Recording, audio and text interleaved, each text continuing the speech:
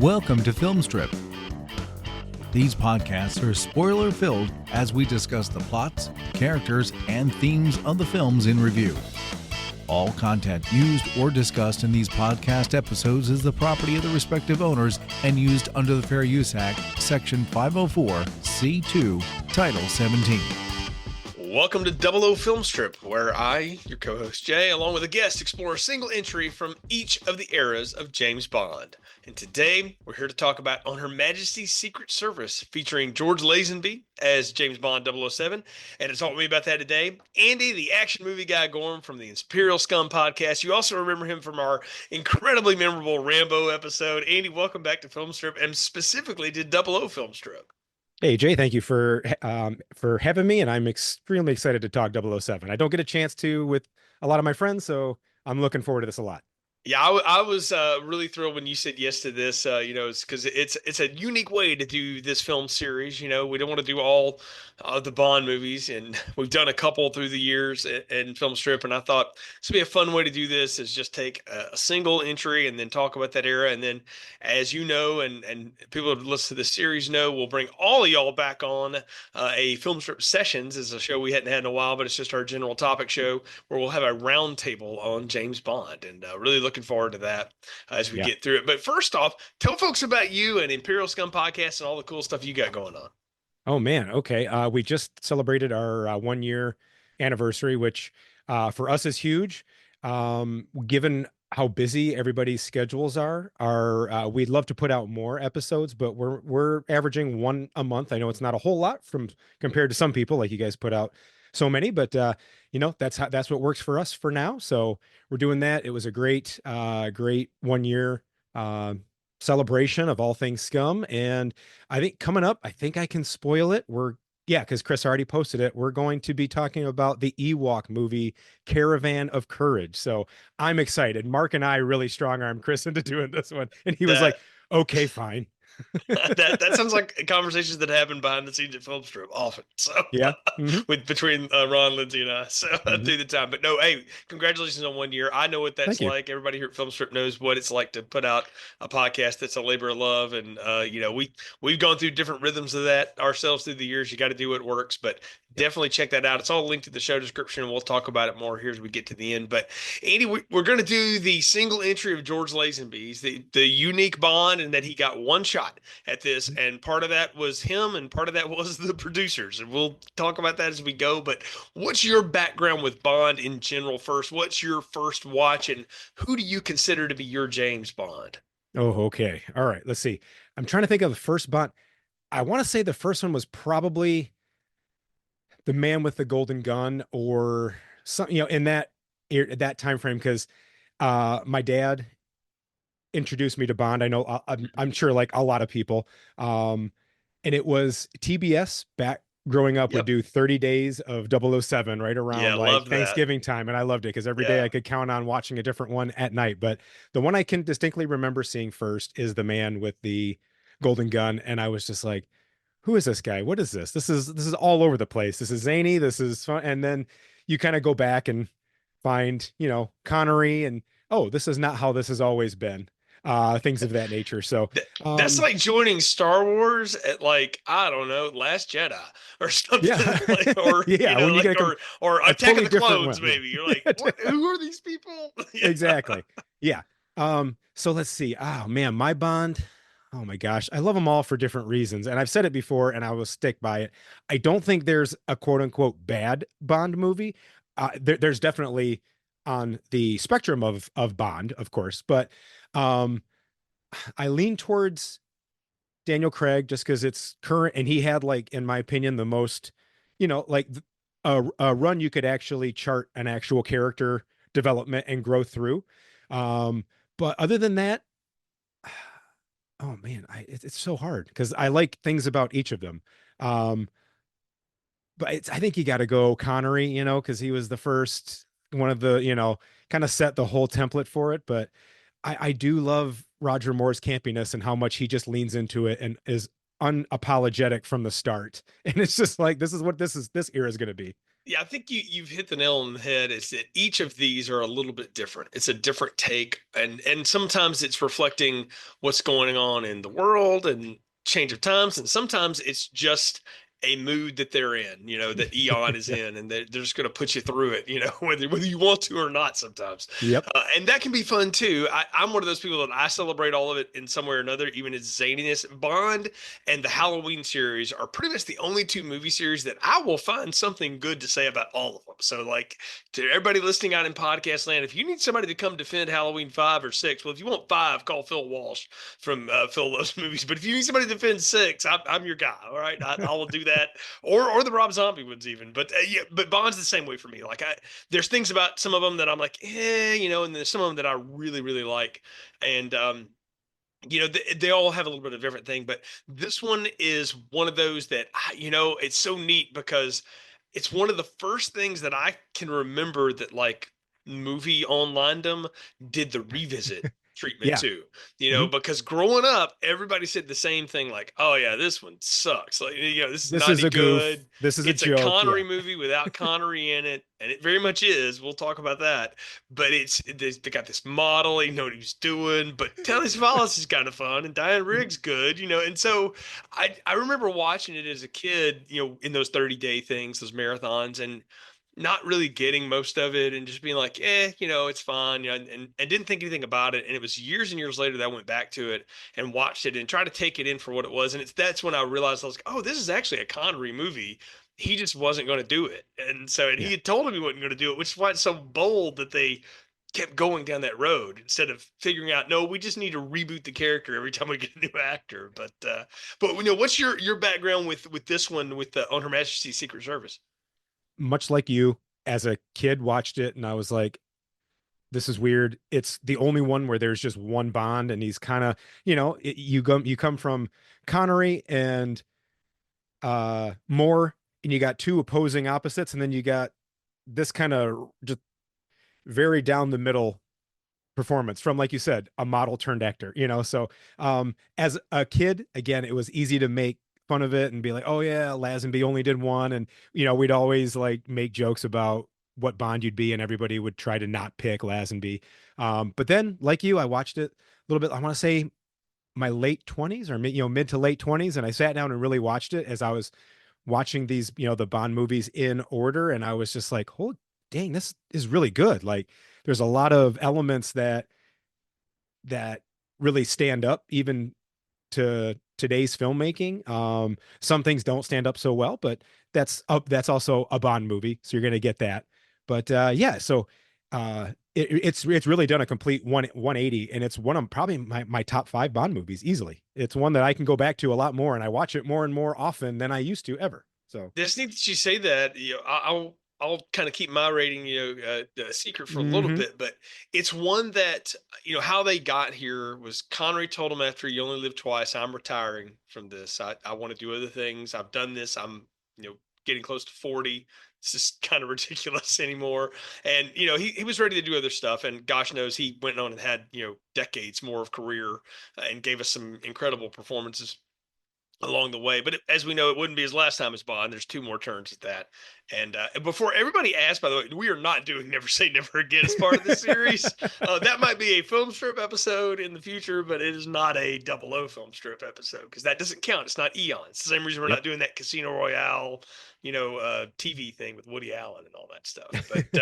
But yeah, he didn't want to do it. Connery didn't want to do it, and they felt like, well, they had put this story off twice. They wanted to do. I talk about this in the other episodes. Is that it's been like James Bond will return in this one, because this was the novel that, like, of all the James Bond novels, I don't know if you've read any of them, they're pretty pulpy. I mean, there's Mhm. some beach read kind of stuff. They're pretty bad, but this one's actually got a lot to it, and there's Yeah. a lot going on, and you can tell that Ian Fleming put a lot into this one, and he wanted to have a story to it, and it's one of the better ones. That was really well received, Yep. so they wanted to get around to it eventually. It was such a big story. And they got a guy, Peter Hunt directed it. He had been an editor and a second unit director. It's kind of like, Kevin Gerhardt or some of those guys that did the Saw movies. Like, they just work on them and then they get promoted. And Bond will do this throughout. but he got one. He's like Lazenby. He got one shot. And he said, I wanted to make a movie that didn't look like the rest of the James Bond movies. I didn't want to do what Terrence had done. I didn't want to do what Guy had done. And I give him a lot of credit for that because this one does look different. It flows different. The story's different. And it's one of the Bonds that you pretty much could pick up the book and be reading it as you're watching the movie. And it's almost line for line coming out of it. I mean, they pretty well shot the book as it was. And I find that to be interesting because there's always elements where they want to change stuff in these things. And not little things either, like big stuff. They'll just take like an idea and then run with it with something else because Bond has a formula as they're developing.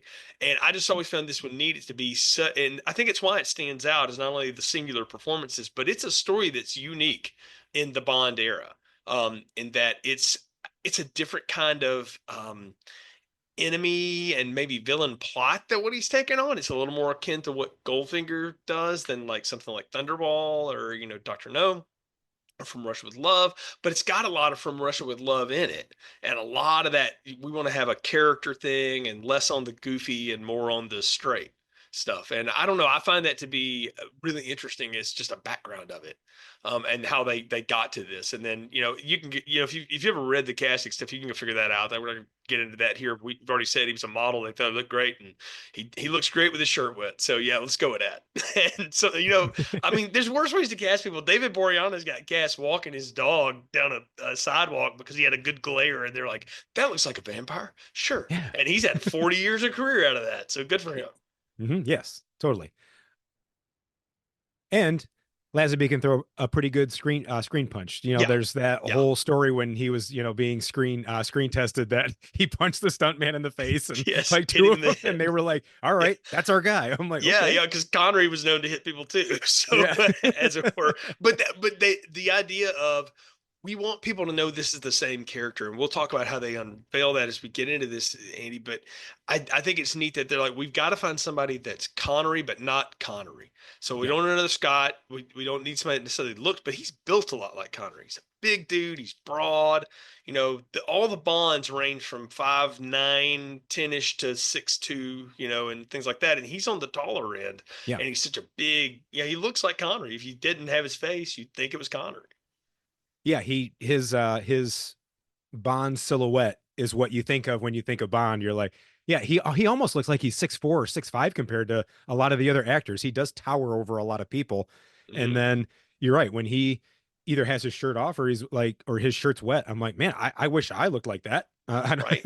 Yeah. I mean, he was a surfer. He was a bodybuilder. He was a lot of things. I mean, back in those days, you could be all those things, being from down under, he was a little bit of all of those things. And, yep. Yeah. Yeah, but it's neat to see a car salesman. You can see all sorts of he stuff. He could be all of it. I kind of described his physique as I was watching this. I said he's what people from my part of the world would call country strong. Like he didn't look like he necessarily hits weights a lot, which I'm sure he did, but he doesn't look like cut and he looked like a wrestler. Mm-hmm. But he looks like he could pick up a car if you needed him to. He could hold it by himself while you got the jack back in place. And there's just farmer strong is how I call it too. Gone. So so I'm going to do the quick plot, the 30,000 foot plot, and then we can get into it as we do here on 00 Film Strip. So James Bond, the British spy, finds himself in a dangerous game of cat and mouse with Blofeld, once again, this head of the criminal organization Spectre. But he's also getting in a little bit of help with the mafia, as it were, to find Blofeld. Because Blofeld is trying to had this devastating biological weapon released on the world through these women that he's training to be like not allergic to anything, which is a really interesting piece of biowarfare. So Bond's pursuit leads him to the snow-capped Swiss Alps because Blofeld can hide out there with no extradition. And he infiltrates the lair.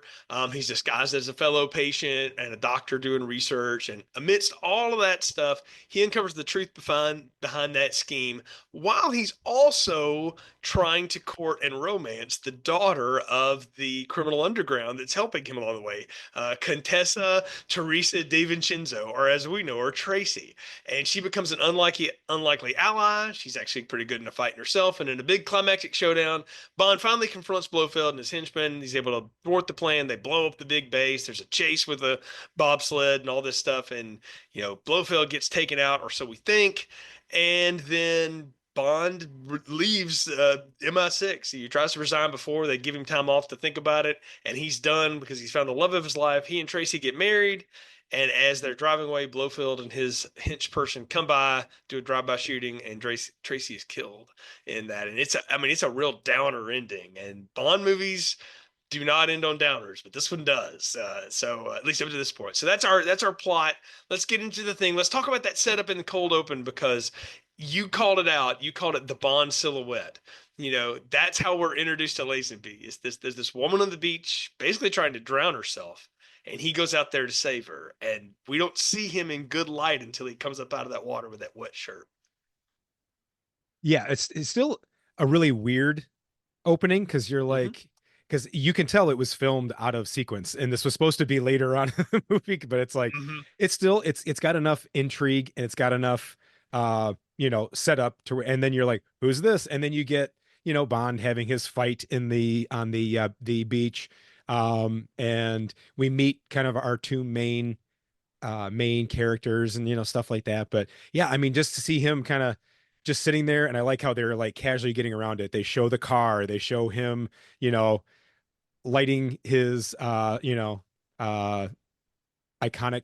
cigarette, and then you don't see his face. They're really smart about how they're not showing it's not Connery until that moment when he pops out of the water rescuing Tracy, and then he walks out and he's carrying her, and then he's all wet, and then these goons show up, and chaos ensues.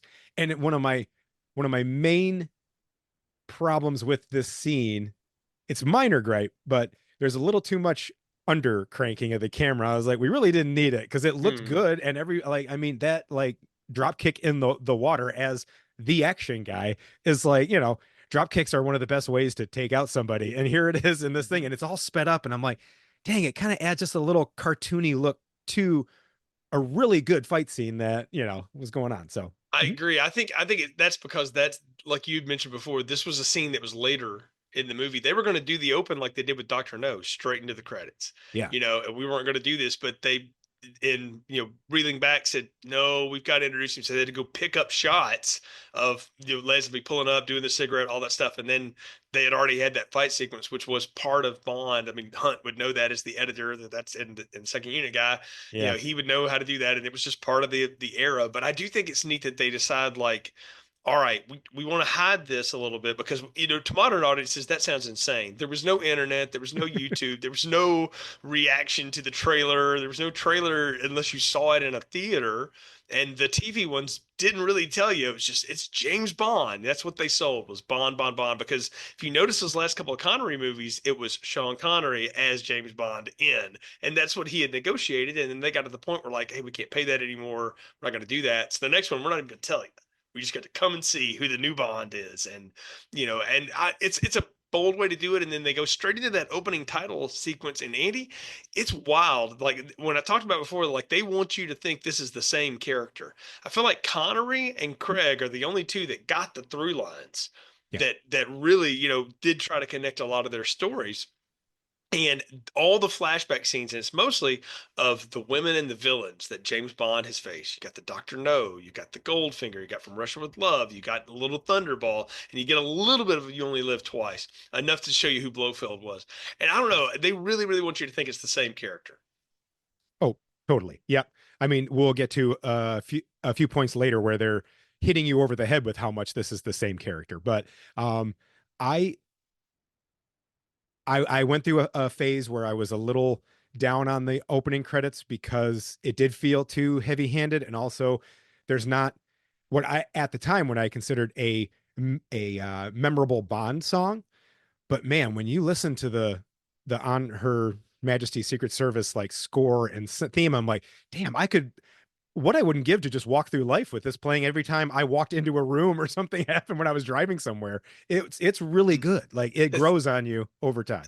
That's fun that you mentioned that, because the song everybody remembers from this is the Louis Armstrong song. Yeah, We Have All the Time in the World, which is the love courting stuff. And at the end, but there is no theme song. There is no On Her Majesty's Secret Service, because John Barry was like, I can't write that. There's no way to make that sound good coming out of anybody's mouth.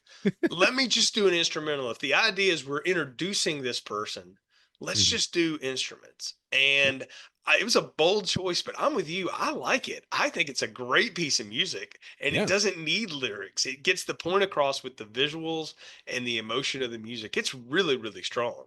Yeah. And it just has that Bond sound to it. You know what I mean? Like Hmm. it's intrinsically Bond, and it's also a way to still differentiate this from what came before. And it's like, we'll be different enough, but Hmm. also still retain what made Bond Bond. And like you said, it's wiping away the Sean Connery in and just focusing on this is James Bond. Yeah, this is all going to be about Bond, and I like the idea. Again, the song here is I don't know where I would put it exactly. We'll hold those because we're going to talk about those on our roundtable. But it's a bold choice, and this movie will make a lot of bold choices.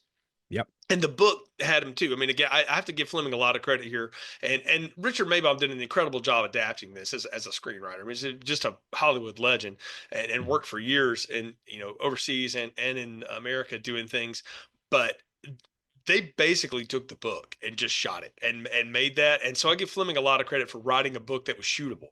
Because a lot of those Bond movies, I mean, it's 10 pages of him playing cards and drinking too much, and like Right. that's gonna be a little, you can't really do that because you want your hero to look cool, And so I don't know. I dig the song too. And it's time to kind of get through the case file here though, because we don't get a cold open that leads us.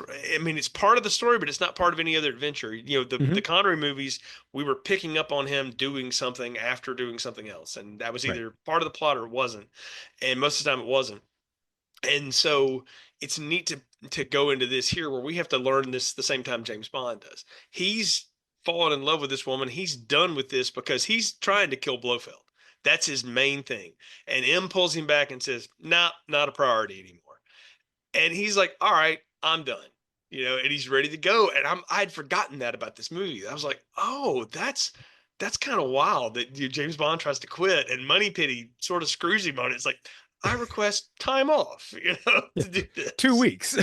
Yeah, yeah. So I mean, well, but I think it goes to show, and it gives that character some real fun agency that, like, she knows he's just mad and he just needs to calm down, and I'm just gonna let that go. And she knows Emma will approve it too. Exactly. Yeah. It's further proof that Moneypenny is literally James' like number one supporter Yeah. and always has his back, whether it's hiding women in other movies from M or this or that when stuff's going on, or in this case, knowing he's just mad. He's just, puffing Mhm. his chest. I'm going to make sure he doesn't do something he fully regrets. Plus, she knows we're going to need him eventually anyway. And it is funny because not too often do you see Bond getting berated for, basically not producing over the course of 2 years trying to capture Blofeld. Then you go into his office and you see these things everywhere. And it's like, man, this guy's devoted 2 years of his life. I would get mad too if my boss said, "You're done." I'm like, no, I can get him. I know I can. It's just Yeah, this I've isn't got him, this but isn't it's easy. That's yeah. why, so we don't want an easy villain, but it's so great that M's just in his like, "You're done, 007." And he's like, Yes, okay. exactly. Yeah, Bernard Lee, of course, is iconic in Oh, that role, it's doing that. But perfect. but Yeah. he's ready to move him on to something else. Yep. And Bond's like, "No, I'm outdone." But only because MI6 is smart. They're like, "Well, what's he going to go do? He's going to go chase after this woman who's connected to this crime syndicate. Well, that might be interesting. Let's let him Mhm. go do that." And what I love about that whole plot, and I love Gabriel Frizzetti, who plays the head of that Union Corset. He's such like the perfect, what you think of Godfather villain type guy, or whatever. Mhm. But he's sort of anti-hero. He's like, I just, he's Don Corleone. He's like, I don't care what people do for a living. I'm just, trying to provide people a service, all that kind of stuff. And I got this daughter, and she's got problems, man. Like, you seem like a pretty straight guy. Will you marry her? I'll give you $1 million. and that's where Bond's like, well, hold on a minute, maybe, but also, what do you know about these people? Because he's like, if you're in crime, you got to know who Spectre is. You got to know Blofeld. And I dug that whole, like, it's always fun to watch James Bond do good detective work, and how he infiltrates people. I think Goldfinger is one of the better ones where he really gets to do a lot of that. From Russia with Love has a lot of that in it, and I feel like Fleming himself is calling back to that, and they're tying back into that here with the story. Oh yeah, totally. And I always like when Bond has a cool cast of characters around him that he can get help with that are not MI6, so they don't have the same, boundaries They that don't have any ethics. yeah, they have no ethics, but they're also like bad guys with a good, with like a heart of gold almost, Yeah. because Bond sees through all that stuff. And like you said, he's like, I save your money. Let's see about Yeah. getting me connected to this. And I think, even he knows, he's like, okay, Bond's just doing this to get to this guy, but hey, it serves both of our, purposes. Exactly. So might as well use Right. it. And I love that. We'll get around to Tracy in a minute, but I love Blofeld's whole angels of death and bacterial warfare idea here. It's It's really smart. bonkers. But yeah, it's smart, but also bonkers. Yeah, it's insane, but I could see it. I'm like, in the 60s, yes, I could buy this, because what were we worried about? DDT and spraying and all this. So this Fleming was just tapping into all of that, all those fears. And anybody who read it and then saw this or whatever would be like, yeah, that's what they put it in the water, man. That's how they get you. And good Bond villains have to have a little bit of that kind of like wacky. It's so wild, I can almost believe it, but not really conspiracy theory thing going on. I don't know. It's a pretty neat plot device. It is. And to think of how much time and effort he had to put into it to make them totally immune to everything, but it's under the guise of this allergy research, facility. And what also better way to just find some of the most gorgeous women on earth that nobody would question of them being these, weapon carriers. Right. This would be like if Al weapon. Qaeda like recruited the Victoria's Secret models or Yep. something. I mean, that's the idea, right? But Scary. you get it. You get it. I mean, it's the Mhm. idea. I love the whole like all the scenery. We get the avalanche that Blofeld sets off, the snowy rescue, that bobsled thing we'll come back to, because that's a hell of a scene, even in, Yeah. to now. You get the big wedding. I mean, this movie goes through a lot of stuff. And what's wild is they packed that stuff in there, man. I mean, this movie's 2 hours and 20 minutes long. So it's long for a Bond movie at this point. Yeah. They'd been averaging 2 to 2:15.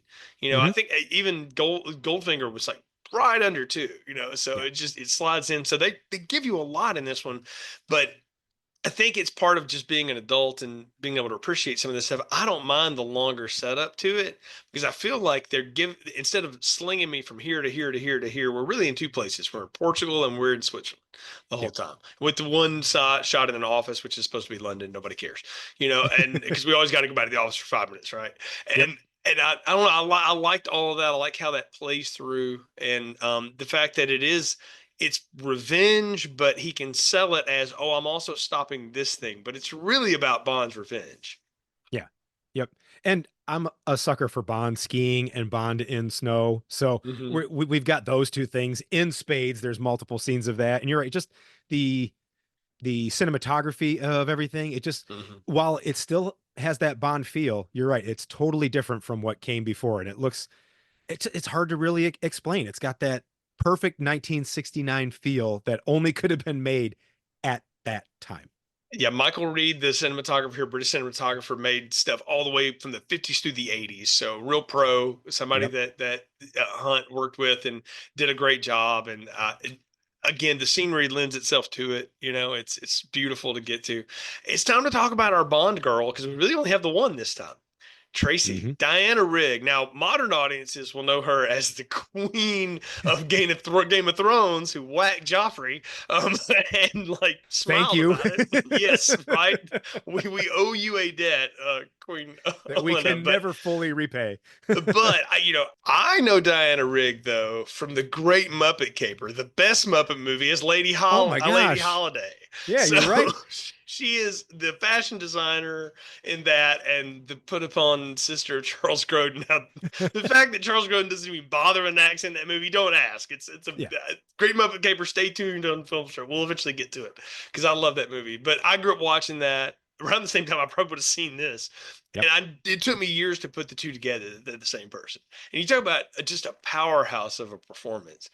She is, I'll spoil that now. She's in the top end of my Bond girl list. Like, she's amazing. Oh yeah. I think, I don't want to say a number, but yeah, it's way up there. Like, again, when I was younger, it was one of those things where I'm like, this doesn't make sense. Like, why would Bond settle down, quote unquote. Oh, I don't know, maybe because he's found the woman that can put him in his place, and Mm-hmm. like he has to change for her, she's doesn't change for him. It's really ahead of its time given Mm-hmm. where it was at and what Bond girls meant before and Exactly. even after this. It's like she's so unique in that aspect. When you watch it now with how we view the world and things that have changed over time, you're like, Mm-hmm. holy crap, she's really a well written, super strong character that isn't just your typical damsel. She isn't this or that. Like I said, Bond kind of totally changes his whole life for her. And Mm-hmm. she's like, yo, okay, cool. Well, She's, yeah, what I like most about her, Andy, is she's flawed. She's got problems. yeah, She's really conflicted about who she is and who her family is and all of this stuff, and she doesn't know what to do with it. She's trying to kill herself in the beginning of the yeah. movie, which is a dark thing to start with. And Hmm. you realize like she has a lot of guilt to deal with, but she finds purpose and source and like, well, if I can catch up with this guy, even if he's not an agent, we're going to do good in the world, Yeah. like he's even Hmm. getting my father to do good things, and stuff like that. And I don't know. I like because she had her own agency for that. And Diana Riggs just got great comic timing. She's just friggin' funny, man. I mean, that lasts her whole career, by the way, all the way through Game of Thrones, as we know. Oh, And, just a legend on the screen. And I don't know, man. I really dug her. And I love the fact that, we could talk about the Angels and stuff like that, but Bond kind of halfway hooks up with a couple of them, but that's just sort of, it's man. almost like, some of the things you'll see Roger Moore just kind of bounce in and out. They don't have names, it doesn't matter. Yep. I really like the fact that they were like, no, it's really going to be about her and him. So in the middle of this incredible detective story with these badass action sequences, we're going to have a really well written love story. Which saying Ian Fleming is writing a good love story is like saying George Lucas writes good love stories. Now I love the prequels, but that's some hammy dialogue, all right? Or like Twilight's the way to go. Like, that's not really what Stephanie Meyer was going for. Like Yeah. there's flaws there, but there's really really good stuff here. And the time when they're just together and like he's courting her, she's courting him. It's actually really believable and a lot of fun. Oh yeah, and she gets one up on him, he gets one up on her. It's back and forth. It's like they're equals. He sees it in her, she sees it in him, and she's like, "Okay, well, you can, like when they first meet up, and he's, you think the typical Bond tropes are going to happen, and then Mm-hmm. even he kind of is like, no, this is more than just a typical one night stand, quote unquote. So he's like, sure, we'll just doze off. We don't have to do, it's so interesting how that plays out. And like you mentioned, I mean, we first meet her trying to, drown herself, which is an insane way to Mm-hmm. go. And then also you see her, like you said, conflicted about how her family's so rich and she's willing to just drop $20,000 on a bad bet, knowing that that could lead to her having some issues and all these little things that are really layered that you typically don't get in, like you Mm-hmm. said, a Fleming Bond girl, quote unquote. And Yeah, this is, maybe we should start calling her the Bond woman because she is one of the few she really Bond is women like who, like, yeah, her and Vesper Lind, who we'll get to down the line, are really two that stand out among yes, the crowd for being very complicated people. yes, And Fleming wrote her that way, and I give him a lot of credit for that because again, in the 1960s, that would not have been something that the audience would have been wanting or used to at this point. But I've always said for years, Andy, I don't know if you believe this or not, I feel like literature is where social change begins almost organically, like through the written word. I think that's how people start absorbing things. Because when you read a book, there's like a relationship with that. Even if you're doing audiobooks or however you read stuff today, you build something with that because there's a lot of time involved with it, right? You hmm, really get to know somebody. You ever read a book and it ends, you're like, dang it, I want to know what happens. And the characters don't continue on. So Fleming has done a good job creating her yeah, with this, and I'll give her credit for this, and I give the editor John Glenn, who will go on and direct some of these later on, a ton of credit. He knew how to cut around the fact that Lazenby can't do lines, and he was like, okay, every time she zings him, we got to make sure we cut to his good take of it, and then we'll go right back to her. yes, And that's the Peter Hunt had been an editor. I'm sure he told Glenn, look, this guy, we're gonna have to cut through this. Whereas Connery could eat the scenery, yep, and stuff. This guy's not really hmm, doing that. So, and it's a different Bond in that way too, and that's something that makes his portrayal different. Speaking of different, Blofeld. Telly hmm, Savalas. So we go from Donald Pleasance, pre-Halloween Donald Pleasance, hmm, and these nameless, Englishmen or, the people that with the European accent before that have been Blofeld to now like New York Blofeld.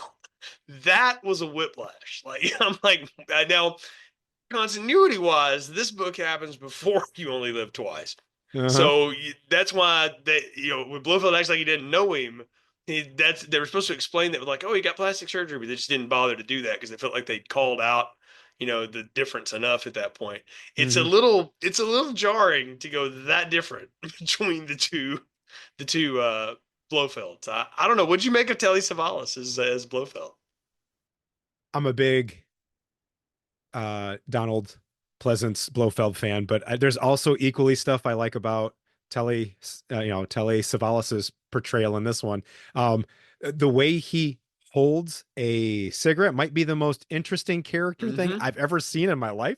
It's so weird and like just further shows that this is the kind of guy that would come up with this insane plan of using, women who are, who he's cured of any sort of ailment to be a weapon of sorts. He just comes off as like better than you, but also flawed as well because his like plans never work, and like Bond always finds a way to get in or finds a one up or always gets away, and like so I like Telly Savalas in this mainly because it's what we get the most, I think, Blofeld with him, I would say, at least when you're watching it. There's so many scenes of him and Bond playing off of Mm-hmm. each other, and in a perfect world, yes, Connery and him would have had a blast, I think, bouncing back and forth because it would have been, like you said, much quicker jabs and barbs back and forth. Mm-hmm. But yeah, no, I like it, and he gets some crazy, insane action at the end, which a lot of Bond villains don't always get because that's usually reserved for the hench people. Yeah. So it's really cool. He gets kind of the best of both worlds. He gets to be this crazy villain, but also gets to kind of be the heavy as well. And he's also a big dude when you see him. He's Mm-hmm. like, when he goes up against him, you're like, this looks actually, credible. So yeah. Yeah, it's an interesting take of Blofeld, and you call it that is because he actually gets in on the action. Most of the Yes. time, he's directing the action, Mm-hmm. but that's not going to be the case at this point. It's he's not involved in just orchestrating it and running his goons out there. He's going to get directly involved in things, and I don't know. I thought it was such a it's a little bit of a whiplash for me having just watched You Only Live Twice and then go straight into this. It's like these are very different characters, and even any of the Connery Blofelds, very different Yeah. characterization. But this is the one where we actually spend a lot of time with Blofeld. We Mm-hmm. get to know, and they'll do it more in Diamonds Are Forever, and then of course down the line with Daniel Craig, as we know. But in this one, we really get to spend a lot of time with him where it's not his number one and number two doing all his work for him. It's him doing it at Yeah. this point. And I kind of like that because he's gotten to the point where he's so notorious, he's got to go to a place where there's no extradition. So he's Yep. on the run. Like he's aware of the fact that the CIA's after him, MI6 is after him, the KGB's after him. It's not going well. So No. he's having to play everybody off of each other. And at this time, he's not trying to launch nuclear submarines at each other or something like that. It's just like, nope, I'll just kill everybody through biological warfare, by having these women who are immune to everything, so they can carry in the disease and stuff, which is wild. I mean, it's a wild plot, but you see him laying it out, and when he figures out Bond's, of course, impersonating his lawyer in between, that's been the go between and all that stuff. He, Mm-hmm. he knows. The we a lot of goons in this movie, but Irma Bunt is a quite a choice. It feels like very much a throwback to From Russia with Love, Yep. that kind of character again. And I was here for it. I'm down for that idea. I think that's a good call because you have these strong burly men and you have this strong woman that Bond is with. So I think you need an equally strong woman at Blofeld's side, even if there's no romance there. Right. And somebody who, when she says something, everybody listens and like snaps into focus. So it's like, sure, Blofeld's in charge, but Irma Bunt's in charge, if you know what I mean. Like she's the one who gets everything else done. So Blofeld can focus on his crazy plot and do this stuff. He doesn't have to worry about the ins and outs of all of his guys being on time, where they're supposed to be, making sure the women aren't doing stuff that they shouldn't be to throw off Blofeld's plan. And man, she is on them like, she's a hawk and she Yeah. makes sure of it. And she's there for one reason, and she's excellent at her job, and she's equally as dangerous too. Because as we see at the end, what happens, like it's not Blofeld that ends things. It's actually Irma Bunt with him, and she's because he's she's that deadly. So yeah, it's it's a very cool character that's not your typical hench person that has to fight Bond. She's there kind of running things, and Blofeld trusts her to get things done. So yeah, and I mean, and she's there the whole time trying to eliminate him the whole way, because she doesn't trust him from the get-go. She knows. The minute he walks in, she's like, no. This guy's bad. I know he's bad news. Like, he's making this stuff up as he goes. It's clear, but nobody this handsome knows about genealogy and talks with that kind of an accent. She knew immediately, like, nah, this guy's a fake. Yeah, completely. So what's wild about this one, and they talk about, like, there's not a lot of merch that was ever made for this because they really dialed back gadget stuff. They have that callback scene when he's in his office and you see something from every previous movie. But he's not using any of that stuff. Like, the gadgets in this are a photocopier. What a time. But at the time, that would have blown people's minds. Could you imagine that? A portable photocopier? Like, back then, it probably blew everybody's minds. Right. That, you had the vanity case with, like, all the weapons and stuff in it, which is very mob. And then the little miniature camera, was the other. I was like, okay, but I like that, though. I like the gadget stuff, though, because we're not relying on those things anymore. They said they had become kind of props and almost kind of gags and silly. And in this one, they're like, no, we're just going to let this guy and his wits be the thing. And we're going to give him equipment he can actually use for a purpose, and that you would actually use for a purpose. Because all this stuff was real. I mean, they found out, like, it had been declassified at that point. That, these are actually real things. They'd had them since, like, the 40s, which is wild to think about, Technology is always, let me give everybody a little bit of paranoia, kids. Your government is always technologically ahead of where you are. Okay. Always. I'm telling you. And if you think something's too out there, it's not. They already got it. I promise you. So, so it's already there, especially in the world of, like, cybersecurity and all that stuff these days. You don't want to know. So you really don't. But I like these things. I like the fact that they're not the, exploding ring and that kind of stuff. Yeah. I'm glad that you can tell they didn't have to write around what gadget was, because there's times where you're like, okay, this can only be used for one particular thing, and Bond just happens to find himself in it. You're right. In this one, it's all part of his plan to get in there. It makes sense. The camera works. Everything is just a natural element of what's happening on screen, not the focus of why they had to write the script around it. So yes, I really, really like that too. It just flows normal and feels natural. Yeah, exactly. It's part of his gear. It's what he takes with him. It's just part of his stuff. And I like that. I'm with you on that too. It's really cool. We talked a little bit about the travel log. We spend most of the time in Switzerland. I mean, it's gorgeous, right? I've never been.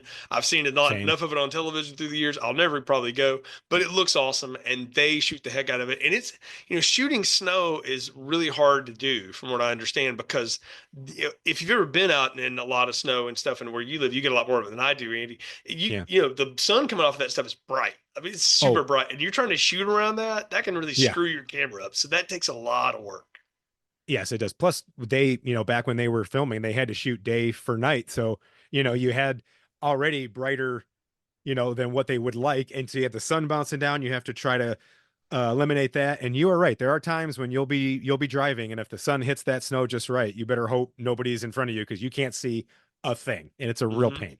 And, and it's just cold. Like, yeah, exactly. Yeah. That's the other thing, is everybody's bundled up in this thing, to a T, and you can see why. Like this, I'm sure Leslie in particular was like, y'all, I'm from below the equator. This is not. I surf. I don't ski. Yeah, like Connery's from Scotland. Had been a merchant seaman. Like, he's seen weather that you can't throw weather at him. Yeah. This dude was like, no, that's not what I do. It's like if old Olympics, if you took Karch Corelli and made him be a ski jumper for one season or something. There's no way that would work. It's just not what he does. So I don't know. I thought that was a good setting, though, and that mountaintop fortress. We'll talk about the action scene, but I didn't realize. I knew Christopher Nolan loved this movie. I didn't realize he just ripped it off. Like, that is the third act of Inception, that layer where Blofeld is. They even have similar outfits, like the, snow gear, which I am a sucker for Bond gearing up and not in his typical suit sometimes. And this one, man, this is but to a T. And he's got buddies who aren't MI6. So, or it's kind of a mixture of both. So there's guys who are just like, we're gonna shoot first and ask questions Yeah, the later. mob So guys. Yeah. yeah, the mob guys. There is no worrying about taking, you know, anybody captive or anything. It's like, no, let's just get in there. We got to uh, you know, get Tracy out of there, and we got to kill these guys. And it's an amazing action. I mean, is there a cooler moment than Bond sliding on the ice, shooting a Oh no, gun at? It's the coolest thing ever. yeah, that was in all the television trailers of this movie You from can see here why. on out, was that scene, because it's a great scene. He's got that submachine gun, he's sliding on the ice, and he's just shooting guys, and that's what you And you want. got the classic Bond theme playing when this happens. Like, Yes. it's the perfect time. It's not played the whole movie like you had mentioned prior. There's a lot of great music in it, and it's all around that love theme is really what the most. And then as soon as the end action hits, there's that classic Bond theme, and it plays throughout the whole thing. I'm like, this is just Bond nirvana right now. It's probably one of my favorite endings to a Bond movie. It's Bond though, technically going rogue, but watching it this time, I picked up on something that M's like, no, we'll pay the ransom. You're not allowed to do that, because I think officially he has to tell him you can't go do this. Right. But he's almost like winking at him, like, I can't give you guys to go do it. You know what to do. But I think some people that can help. Yeah, it's like, and so he knows exactly what he's going to go do at the end of it, and so he gets Draco's men, and Draco gets involved with that. I mean, they're all going down, and they are going to put on this assault, and it is a hell of an action scene. I mean, everybody's getting involved. Tracy gets involved. She's kicking the hell out of these dudes. I love that. Yeah, and she like smashing, smashing bottles and like threatening people with it, and then like taking. I mean, the way she kills that one dude, throwing him against the nails on the wall. Oh like, yeah, that was rough. Yeah, man, so yeah, that was well, she pretty threw him down the rough for stairs Bond. first, Yeah. then she Yeah. hit him on the wall. But then the final though, man, is when Telly Savalas, Blofeld, and Bond jump into bobsleighs and go down that thing and are chasing each other. And it's obviously just rear projection, but whatever. The idea that they're shooting at each other, trying to control those out of control things down that. I mean, the few times it snowed enough in my life to get on a sled and do that, and how out of control that got, I cannot imagine. And it is shot so, I mean, with such speed. You're hearing the ice. It's a great action scene, man. It is, and it's further goes into Blofeld's ridiculousness at times, that he's planned a bobsled escape route. It's not just it's there because people were training for the 1968 Olympics or whatever. It's literally, he's like, no, this is my fastest way out of here. That is actually smart. Doesn't involve any plane, any like helicopters, any motorized vehicle, and it's a fast way of getting out of there. And there's some great moments where Bond has to, like, there's some nasty stunts where those stuntmen go over the edge, and then when he jumps on, he's like hanging on to the back of his sled, and then when they're punching back and forth, it's like it's a brutal knockdown drag out, which I like to see, because Bond isn't this, he's a killing machine, but he's not like an efficient hand-to-hand expert. He just has enough to get him through, and he's a great shot. But this is two guys who are just throwing haymakers back and forth, and it's just, I mean, when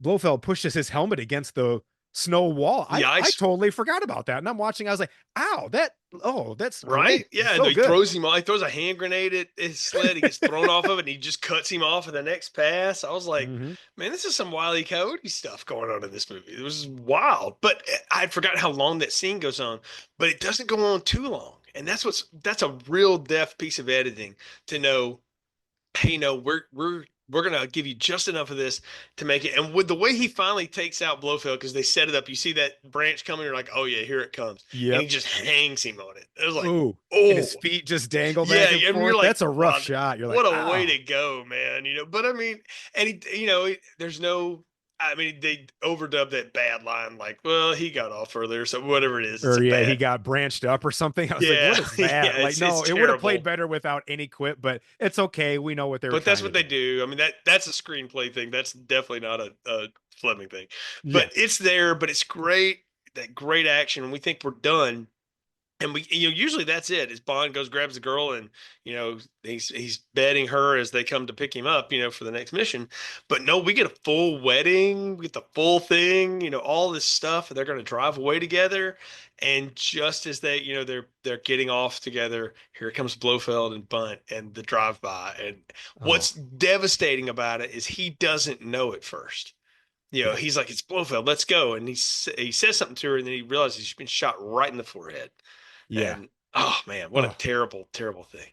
I didn't know movies could do this. You know what I mean? When I was a Mhm. kid, and maybe that's why it didn't sit so well with me when I was younger, because I was like, no, this is Bond doesn't lose, Bond wins. And yeah, it's actually probably his best acting scene when they're in Yeah, the car together, and they're kind of going back and forth, and when he gets the like, uh uh flowers, and she's going, he loves me, and he's like, indubitably. Like of it's course. charming, and it you can tell these two characters really love each other and are happy with what their future brings. And then, man, it is just brought to the Yeah. most devastating halt ever. And then the fact that somebody comes up and has, like that, that cop, and he just turns and he goes, she's just resting now. Like, he has no, it, In there's a shock. part of me that, yeah, and shot, there's a part of me that thinks it would have been better if he didn't say anything. And Mhm. there is, apparently they filmed him crying once and it didn't quite work as well. So I defer to the experts, and Peter was Mhm. an expert. So what we got was great. And man, that ending, it just pans over to the bullet hole. You're like, whoa, this is not how a Bond movie's supposed to end. Oh, and then that Louis Armstrong song kicks, and you're just like gutted.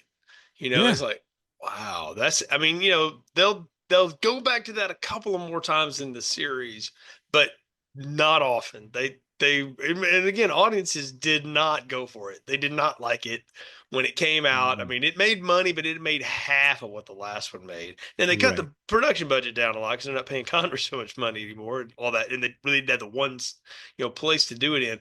But it didn't land. It took a long time. And they do the "we will return" in, and this time they're not lying. It will be Diamonds Are Forever, but it's not going to be George, because he had been convinced by the story is his agent convinced him, you don't want to do this. The spy is going to be played out as we head into the 70s. And he told them in the middle of production, this is a one-shot deal for me. Then he shows up at the premiere with like his hair grown out and beard. A He's not beer. looking like James Bond. And they're like, man, you know what? No. And they literally called Connery on the phone and said, just put the zeros on the check. And that was it. And I don't know. It's wild, but when you look back at his one contribution as Bond, he's not much of an actor, but man, he really does hold his own. And I give Mhm. a lot of credit to Diana Rigg and Telly Yeah, Savalas for a ton of that. They really do carry him. But I'm a fan of wrestlers sometimes too that got carried through matches by their opponents. That's totally. okay. You still Yeah. got to do your stuff, and he did his stuff in this movie. Yes. Much like the wrestling analogy, if you look good and you got somebody you're working with that makes you look that much better, then everybody wins. And you're right. Yep. He had that look. He had that confidence. I don't think there's been a more confident Bond. Really, like the way he just walks Hmm. into a room, and that's just Lazenby's aura. But Yeah. and misplaced or not, but you True. can't deny that the camera does like him, and he's very, like camera friendly. And you're right.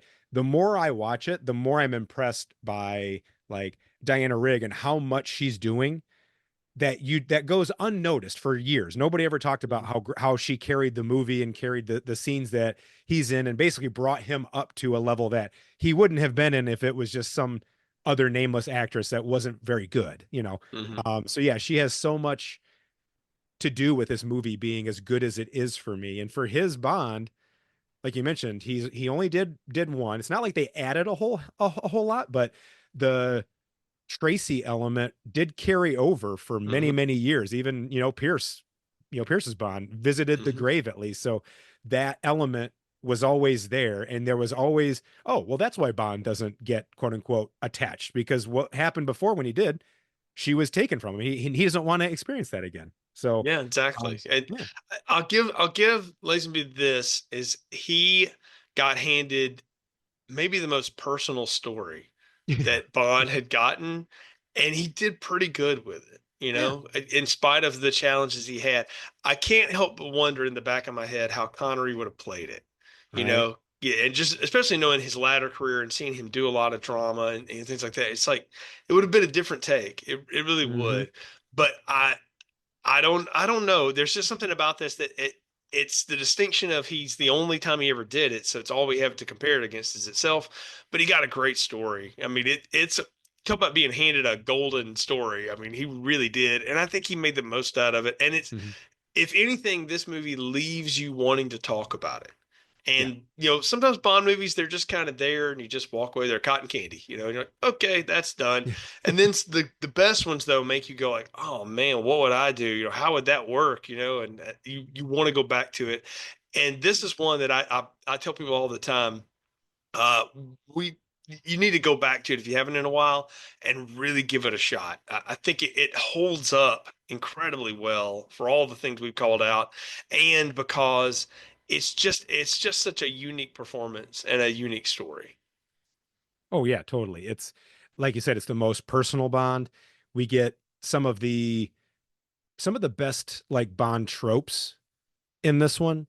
We get my, personal favorite Bond girl. Like she's so Bond woman. She's so charismatic and gorgeous, but not in a over, not in a like a supermodel way. She's just a beautiful woman who's strong and confident, and that just adds to that beauty and that screen presence.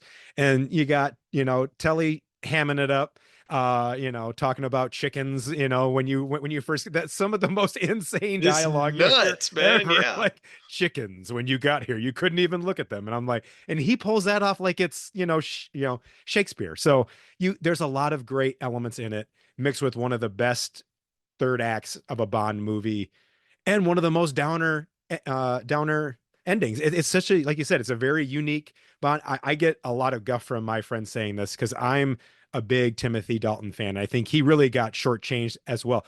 I would also like to have seen him in this type of movie, because I Yeah. think the kind of rough graveliness that he brings, Hmm. with when you combine it with what Tracy would have softened a tiny bit, could have been really good. And Dalton's just a far better actor than, George is. But so that's my like fan casting. While I would love to have seen Connery, I think I would want to see Dalton even more in this role, just Be because it's a cool. very interesting thing. So He yeah. was he was so young because they go to Right. Moore. They wanted him for the Roger Moore, and he was like, "I'm 25. I can't do it." He said, "Call me in 10 years, and I will do it." I know. And they did, Yeah. and then they handed him two atrocious scripts. But Which I still he find things to like about him too, like there's you and said. as I said, there are things to like about those, and I will talk about one of those in the future. There are things to like about them, but I Yeah. I feel like he and Pierce Brosnan in particular got handed a lot of like not so A great lot of baked lemons. ideas. Yeah, Yeah, and Moore's a different cat. Talk about him on totally. another day. But yeah, I think we're both in agreement. This is a strong one in the entry. It'll be curious to Yep. see when we get our roundtable together what the other fellows think, where we all ultimately rank it and stuff like Yeah. that. But Andy, it's been an absolute blast talking about this movie with you. Tell folks again how they can follow you and all the great stuff that you're doing on your podcast. Okay, thank you. Again, you can follow me. I made it super easy on every single social that's out there. It's Andrew M. Gorham, and I always say just look for the giant nerd grinning surrounded by droids, and you found the right place. I've linked our show to everything I have, but if you want to search for it, I want to say on all the socials, it's backwards. So it is at Scum Imperial. But again, if you search my name, you'll find it.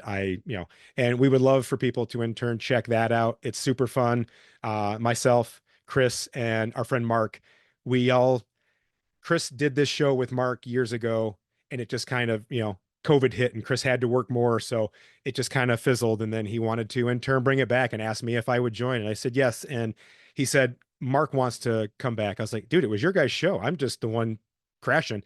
And he started a text thread with us three. And within like a day, I was just like, I found my twin brothers that I didn't know I had. So it's been an absolute blast. We have a lot of cool ideas coming up, not just talking about movies and shows, but talking about the like comic books, novels, older stuff, newer stuff, collecting, what got us in. So all sorts of stuff we got planned. And yeah, so thank you again for having me. This was an absolute blast. While I love Star Wars, Bond's another franchise that's really high up there for me, and I don't get to talk about it enough. And this is one that I was very, very lucky when you said, "What about this one?" I was like, "Oh yeah, I want to talk about that," because I don't get a chance to talk about Bond too often. Well, hey, I am really glad that you said yes to it, and it's been a lot of fun doing these, and it's going to be a real fun series. It's a different thing for us to do here on Film Strip. You know, we were the completists to do everything of all things for a long time, and then we realized we don't have to do that.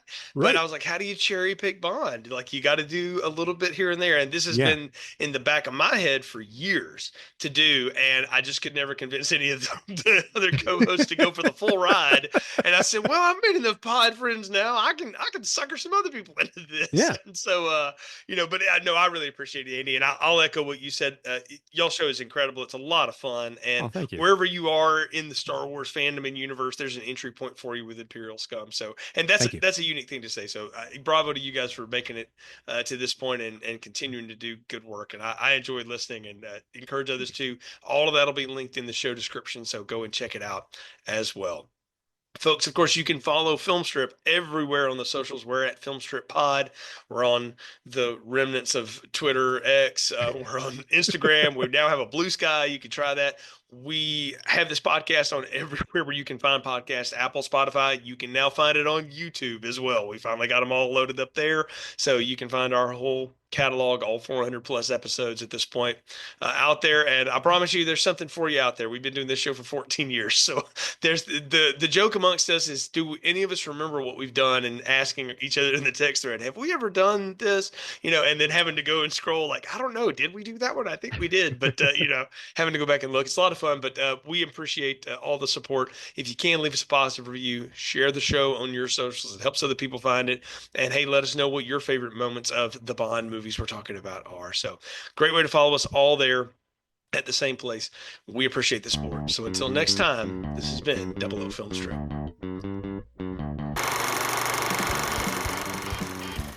Thank you for listening to Film Strip. The Film Strip theme music is produced and performed by Frozen Lake 121. All content used or discussed in these podcast episodes is the property of the respective owners and used under the Fair Use Act, Section 504, C2, Title 17.